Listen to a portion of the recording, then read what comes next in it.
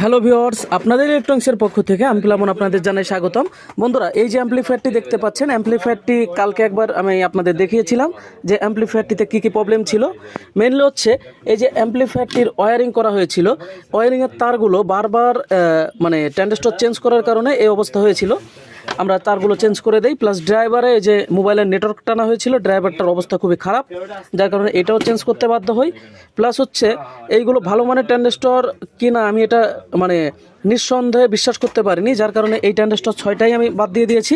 Plus হচ্ছে overload সুইচটা খারাপ ছিল, এটাকে চেঞ্জ করা হয়েছে।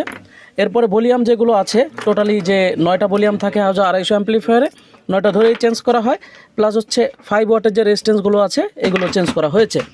এখন মেইন কথা হচ্ছে এই যে অ্যাম্পলিফায়ারটা আপনারা দেখেছিলেন কালকে, এই যে কেবল মেজারমেন্টটা আছে বা যে সোল্ডারিংগুলো আছে, এই যে ডাউট থেকে শুরু করে প্রতিটা সোল্ডারিং আপনারা আজকে একটু খেয়াল করে দেখেন যে এইখানে কাজগুলো কতটা নিখুঁতের সহিত আমরা করার চেষ্টা করেছি।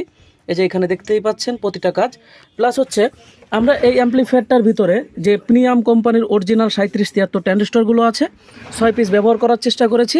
প্লাস সামনের এখন লুকটা দেখতে পাচ্ছেন, সবগুলো চেঞ্জ করার পরে এখানে হান্নার করে দিয়েছি যাতে কালারটা আর পরিবর্তন না হয়। আমরা যতটা পারি এখন নিখুঁতভাবে কাজগুলো করে কাজটা একদম সম্পূর্ণ কমপ্লিট। কাজটা আপনাদের কেমন লাগলো অবশ্যই কমেন্ট করে জানাবেন। আপনাদের যদি অ্যাম্পলিফায়ারের এরকম অবস্থা হয়ে থাকে অরিজিনাল অ্যাম্পলিফায়ারে, সেই ক্ষেত্রে আমাদের কাছে পাঠাতে পারেন। ধন্যবাদ।